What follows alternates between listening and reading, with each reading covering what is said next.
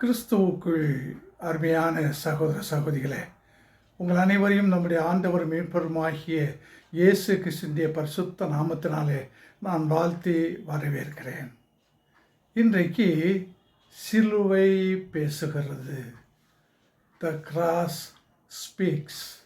இந்த தலைப்பில் ஒரு செய்தியை உங்களோடு நான் பகிர்ந்து கொள்ள விரும்புகிறேன்.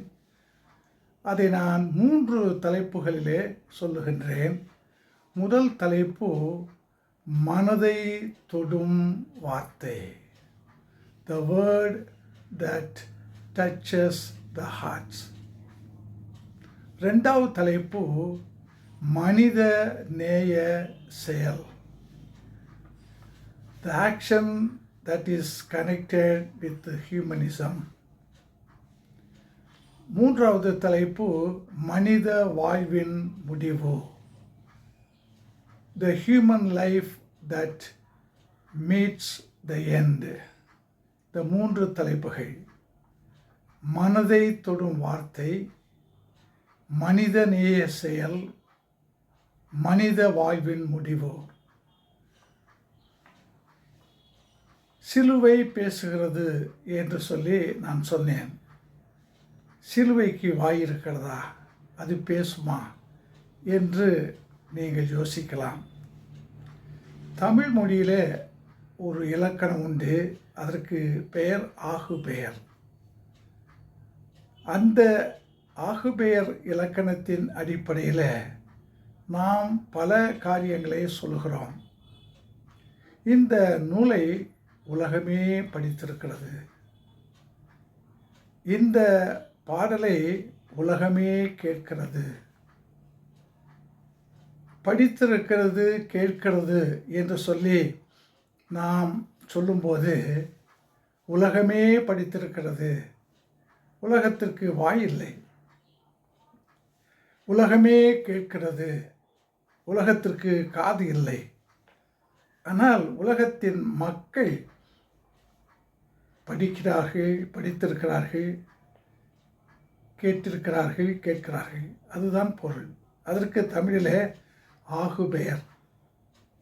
அதே போன்றுதான் இன்றைக்கு சிலுவை பேசுகிறது என்று நான் தலைப்பாக சொன்னேன். சிலுவை பேசுகிறது என்று சொல்லும்போது, சிலுவை அதற்கு வாயில்ல. அந்த சிலுவையில் தொங்கிக் கொண்டிருக்கின்ற நம்முடைய ஆண்டவர் இயேசு கிறிஸ்து பேசின வார்த்தைகள். நான் முதல் தலைப்பாக சொன்னேன், மனதை தொடும் வார்த்தைகள். நம்முடைய வாழ்க்கையில் இழப்புகள், இறப்புகள், சோகங்கள் வரும்போது நாம் சில நேரங்களிலே கடவுளை குறை கூறுகிறோம். அன்றைக்கு இஸ்ரேல் மக்கள் முறுமுறுத்தார்கள் என்று சொல்லி நாம் படிக்கின்றோம். நம்முடைய வாழ்க்கையிலேயும் கூட நான் ஜெபிக்கிறேன், நான் உபவாசிக்கிறேன், நான் ஆலயத்துக்கு செல்கின்றேன், நான் காணிக்கை கொடுக்கிறேன், ஏன் கடவுள் என்னை இப்படி சோதிக்கிறார் என்று கடவுளை குறித்து நாம் வித்தியாசமாக பேசுவோம்.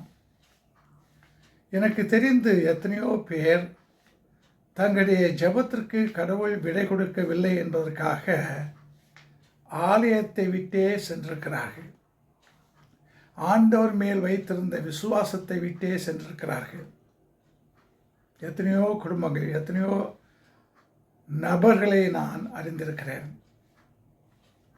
ஆனால் இன்றைக்கு ஆண்டவர் இயேசுவை நாம் சிலுவை மரத்திலே தொங்கிக் கொண்டிருக்கிறவராக பார்க்கிறோம்.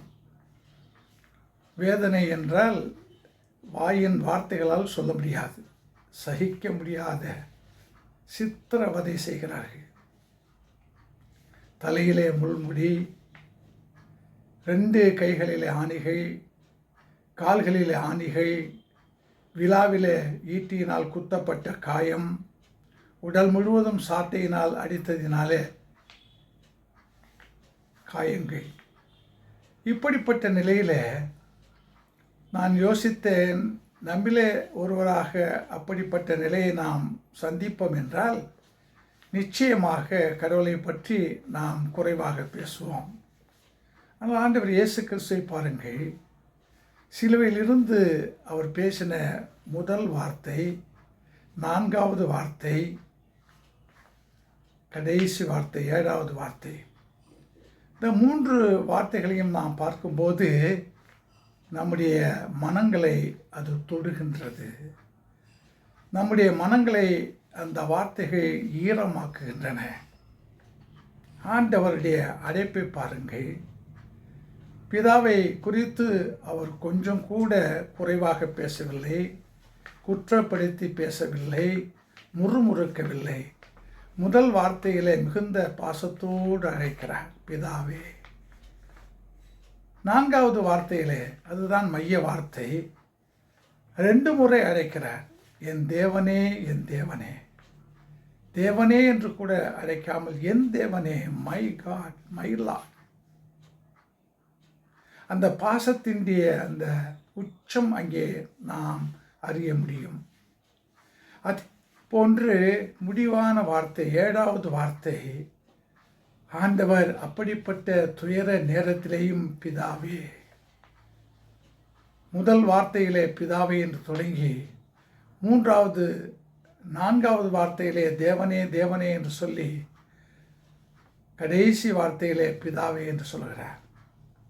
அருமையான சகோதரிய சகோதரியே, நான் தலைப்பாக சொன்னேன், மனங்களை தொடுகின்ற வார்த்தைகள்.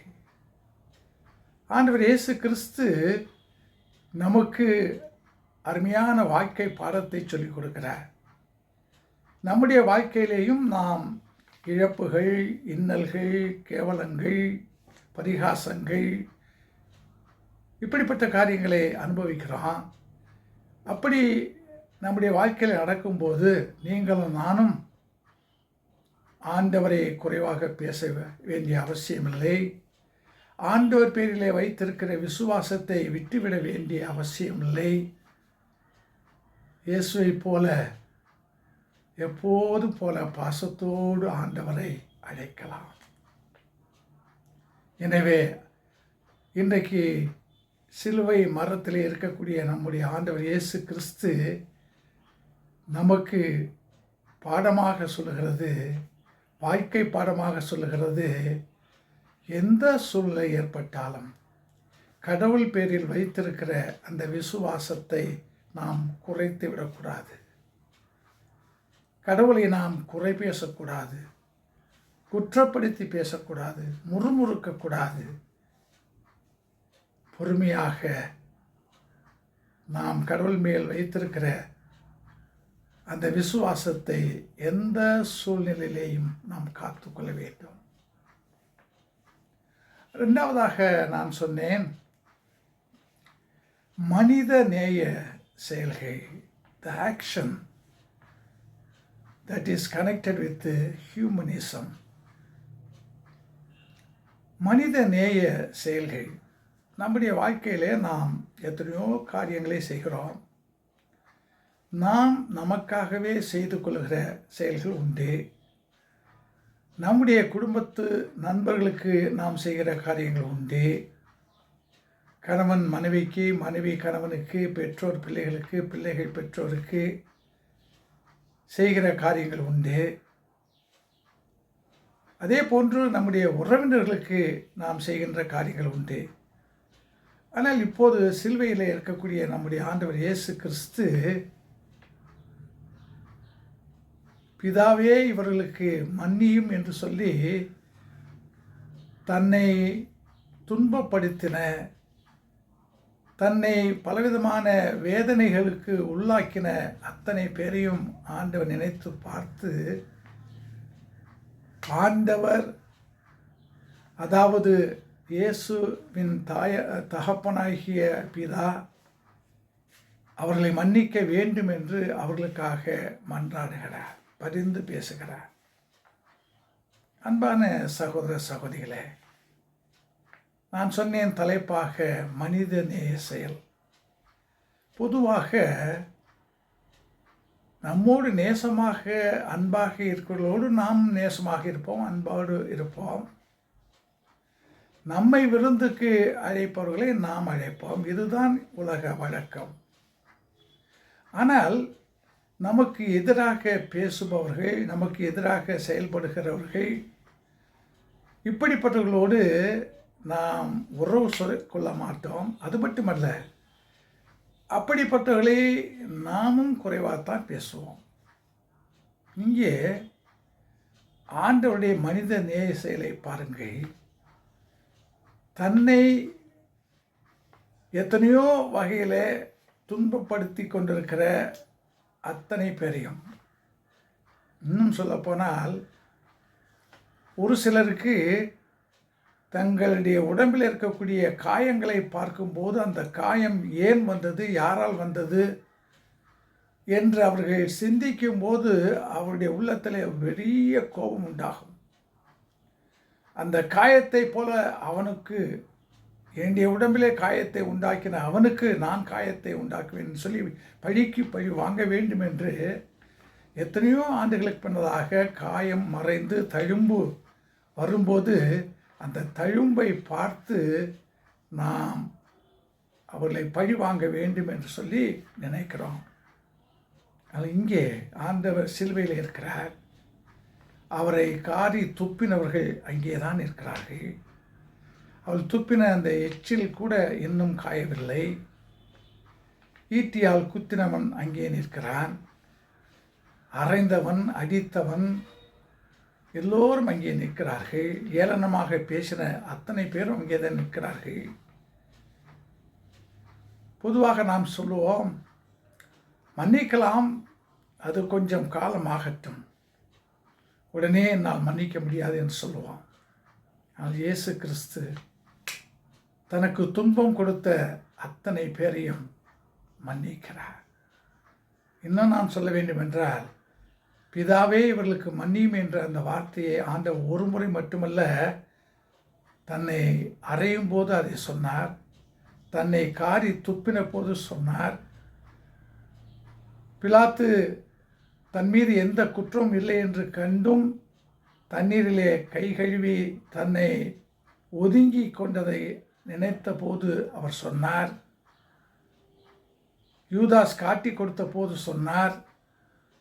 பேதுரு மறுதலித்த போது சொன்னார். இப்படி ஒவ்வொரு சமயமும் ஆண்டவர் அதை சொன்னார் என்று சொல்லி நாம் யோசிக்கலாம். அது ஒரு நியாயமான யோசனையும் கூட.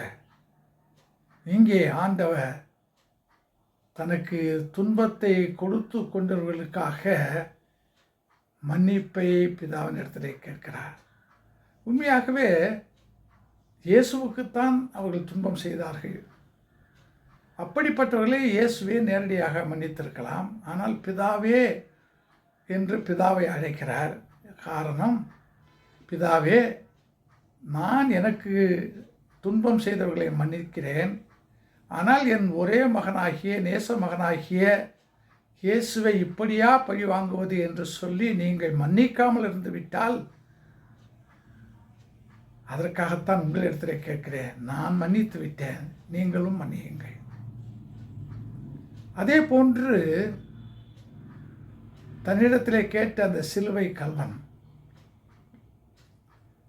இரண்டாவது வார்த்தையாக நாம் பார்க்கிறோம்.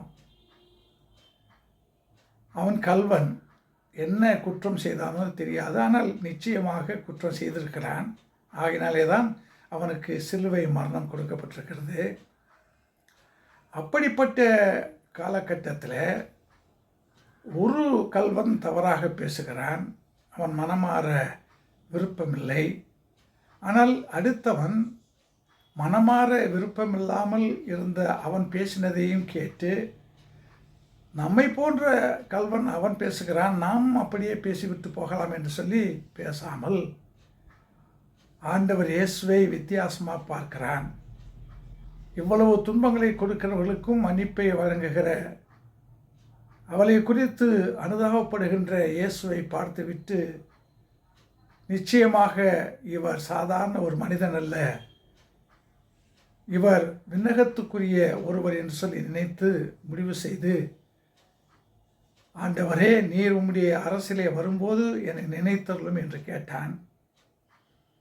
அப்படிப்பட்டவனுக்கு ஆண்டவர் நாமாக இருந்தால், நீ ஒரு கல்வன், அதுவும் இந்த 11ஆம் மணி நேரத்திலே வந்து உன்னை நினைக்கும்படியாக சொல்கிறாய். உன்னுடைய பாவத்தை குறித்து நினைத்து வருத்தப்படுவதாக நீ சொல்லுகின்றாய். ஆகையினாலே நான் உடனடியாக உனக்கு எதுவும் செய்ய முடியாது, யோசிக்கிறேன். நீ இன்றைக்கு சொல்வது உண்மையிலேயே உண்மையா? நான் அதை குறித்து யோசிக்கிறேன். நீ கேட்டதை பின்னால் நான் யோசித்து சொல்லுகிறேன் என்று சொல்லி அப்படியாக ஆண்டவர் இயேசு கிறிஸ்து தள்ளி போடவில்லை. அவன் கேட்டு முடிக்கிறான். இயேசு தன்னுடைய திருவாய் மலர்ந்து அதே கல்வனை பார்த்து, இன்றைக்கு நீ என்னோடு கூட பரதேசில் இருப்பாய். என்ன அருமையான அற்புதமான மனித செயல்! அதே போன்று 3வது வார்த்தையிலே தன்னுடைய தாயையும் தன்னுடைய சீடனையும் பார்த்து, தலைமகனாக தாய்க்கு செய்ய வேண்டிய கடமையை சிலுவை மரத்திலே அவ்வளவு வேதனை இருக்கக்கூடிய அந்த நேரத்தில் இயேசு மறக்காமல் தன் தாயை நினைத்து அவருக்கு ஒரு பாதுகாப்பை கொடுக்கிறார். 10 கட்டளைகளிலே ஒரு கட்டளை, நீ நன்றாய் இருப்பதற்கும் பூமியிலே நீண்ட ஆண்டு காலம் வாழ்வதற்கும் உன் தகப்பனையும் உன் தாயையும் நேசிக்க வேண்டும், கனம் பண்ண வேண்டும். அதை அறிந்தவர் நம்முடைய ஆண்டவர் இயேசு. அறிந்தவர் மட்டுமல்ல, அதை அந்த கடைசி நேரத்திலேயும் அந்த துன்ப நேரத்திலேயும் செயல்படுத்தி காட்டுகிறார். தாய்க்கு தன்னுடைய சீடனை மகனாகவும் தன்னுடைய சீடனுக்கு தன் தாயை தாயாகவும் ஆண்டவர் கொடுக்கிறார். என்ன அருமையான மனிதநேய செயல்! இது ஆண்டவர் செய்தது அவருக்காக மட்டுமல்ல, நமக்காகவும் சொல்லுகின்றார். இன்றைக்கு ஆண்டவர் இயேசுவை போல அடுத்தவரால் எந்த காரணம் இல்லாமல் துன்பப்படுகிறோம், வேதனைப்படுகிறோம். அப்போது ஆண்டவர் என்ன செய்தாரோ அதை செய்வோம். நாம் ஈன்றெடுத்த தாய், இன்றைக்கு எத்தனையோ குடும்பங்களிலே பெற்ற பிள்ளைகளோடு தாய் தகப்பன் இருக்க முடியவில்லை. அனாதை இல்லங்களிலே, முதியோர் இல்லங்களிலே இருக்கிறார்கள். எனவே அப்படிப்பட்ட நிலையிலே நம்முடைய பெற்றோர் யாராக இருந்தால் யோசித்து பார்ப்போம். ஆண்டவர் இயேசு செய்த அந்த மனித நேய செயலை நீங்களும் நானும் கூட செய்வோம். நம்மீது தவறாக குற்றப்படுத்துகிறவர்களுக்கு மட்டுமல்ல, தங்களுடைய குற்றத்தை உணர்ந்து நம்மிடத்தில் யாராவது எதையாவது கேட்டால் அவர்களையும் கூட நாம் மன்னிக்கவும் அவர்கள் கேட்டதை கொடுக்கவும் நாம் தயாராக இருப்போம். ஆண்டவர் இயேசு சிலுவை கல்வனுக்கு அப்படித்தான் மனித நேயத்தோடு கொடுத்தார். எனவே இயேசு மட்டுமல்ல, இயேசுவின் பிள்ளைகளாக இருக்கக்கூடிய நீங்களும் நானும் இயேசுவை போல இந்த உலகத்திலே வாழ்ந்து காட்டுவோம். 3வது தலைப்பாக சொன்னேன், மனித வாழ்வின் முடிவு. நம் எல்லோருக்கும் நிச்சயமாக ஒரு நாளிலே இந்த வாழ்க்கைக்கு முடிவு உண்டு. அது கிழமை மாறலாம், நேரம் மாறலாம், தேதி மாறலாம், வருடம் மாறலாம். ஆனால் முடிவு நிச்சயம் உண்டு. அப்படி முடிவு வரும்போது பொதுவாக என்ன கேட்பார் என்றால், கடைசியாக என்ன சொன்னார்? கடைசியாக எதையுமே பேசாமல் மறிக்கிறவர்கள் உண்டு. கடைசியாக பேசுகிறது உளறலாக, யாருக்கும் புரியாத ஒன்றாக இருக்கக்கூடியது உண்டு. ஆனால் ஆண்டவர் இயேசு கிறிஸ்துவை பார்ப்போம். அவரும் மறிக்கிறார், வாழ்க்கையினுடைய முடிவுக்கு இப்போது வந்திருக்கிறார். அப்படி வந்த அவர் என்ன செய்கிறார்? 6ஆம் வார்த்தையில் முடிந்தது என்று சொல்கிறார். It is finished. எதை முடித்தார்? நம்முடைய வாழ்க்கையிலே நாம் அடிக்கடி சொல்லுகின்ற வார்த்தை தான். தூங்கி முடிந்தது, குளித்து முடிந்தது, சாப்பிட்டு முடிந்தது, நடந்து முடிந்தது, படித்து முடிந்தது, எல்லாம் சொல்லுகிறோம்.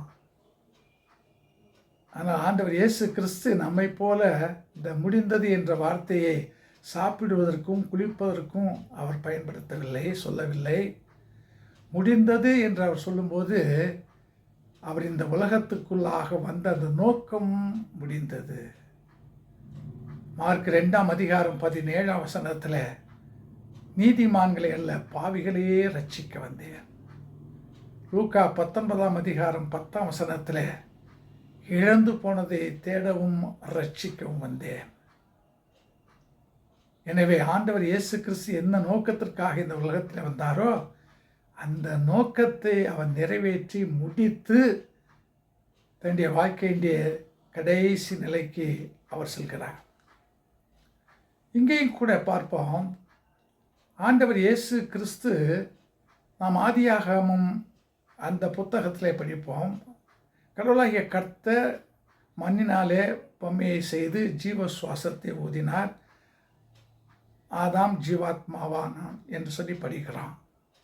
இயேசு கிறிஸ்து இங்கே அதை நமக்கு சுட்டி காட்டுகிறார். நமக்கெல்லாம் ஜீவ ஆத்மாவை கொடுத்தவர், ஜீவ சுவாசத்தை கொடுத்தவர் கடவுளாகிய கர்த்தர்.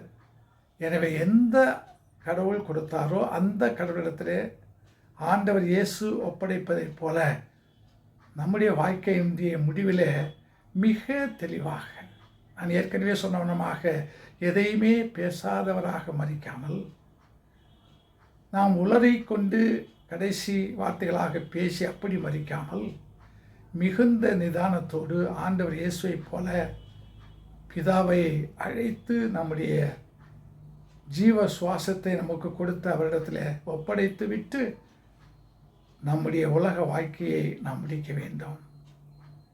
அது ஆண்டவர் நமக்கு சொல்லிக் கொடுக்கிற ஒரு காரியம். இந்த 7வது வார்த்தை திடீரென்று நமக்கு வந்துவிடாது. இதற்கு ஒரு பயிற்சி வேண்டும்.